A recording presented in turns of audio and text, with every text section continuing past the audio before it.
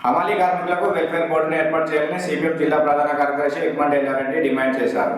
కొండరావుపేట మండలం కొండాపూర్ గ్రామంలో హమాలీ కార్మికులతో ఏర్పాటు చేసిన మీడియా సమావేశంలో మాట్లాడుతూ జిల్లాలో హమాలీ కార్మికుల సమస్యలు పరిష్కరించడంలో గత ప్రభుత్వం, ప్రస్తుత కాంగ్రెస్ ప్రభుత్వం విఫలం చెందాయని, గత 10 సంవత్సరాల క్రితం హమాలీ కార్మికులకు తాడుమాములు, లారీల యజమానులు ఇచ్చేవారని, తాడుమాములు ఇవ్వకుండా కార్మికుల పొట్ట కొడుతున్నారని తెలిపారు. పెరిగిన ధరలకు అనుగుణంగా హమాలీ రేట్లు పెంచాలని, లేని పక్షంలో పెద్ద ఎత్తున ఆందోళన కార్యక్రమాలు చేపడతామని హెచ్చరించారు. ఈ సమావేశంలో అంకుష్ నరేష్, రాములు, రాజు, శంకరయ్య తదితరులు పాల్గొన్నారు. కొత్త ప్రభుత్వం వస్తేనన్నా మార్పు అని కొత్త ప్రభుత్వాన్ని గెలిపించుకున్న తర్వాత కూడా ఇప్పుడు 10 నెలలు 11 నెలలు గలుస్తున్న హమాలీ కార్మికుల సమస్యలపై ఇవరకే 2 సార్లు వినతి పత్రాలు ఇచ్చిన ఈ ప్రభుత్వం కూడా హమాలీ కార్మికుల సమస్యలపై మాట్లాడకపోవడం ఈ ప్రభుత్వానికి సిగ్గుసేటు.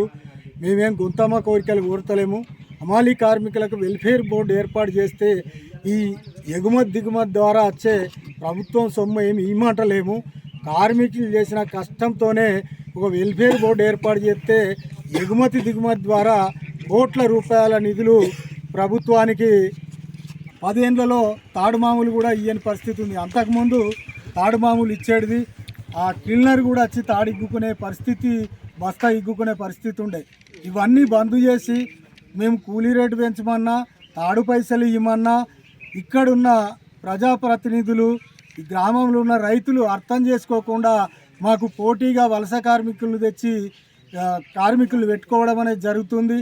ఓట్లప్పుడేమో ఇక్కడున్న కార్మికుల ఓట్లు కావాలి, తర్వాతనేమో ఇక్కడ వలస కార్మికులు పెట్టి పనిచేయించుకునే పద్ధతి ఇక్కడ కొనసాగుతుంది. కాబట్టి అది మానుకోవాలని ప్రభుత్వాన్ని హెచ్చరించడం జరుగుతుంది.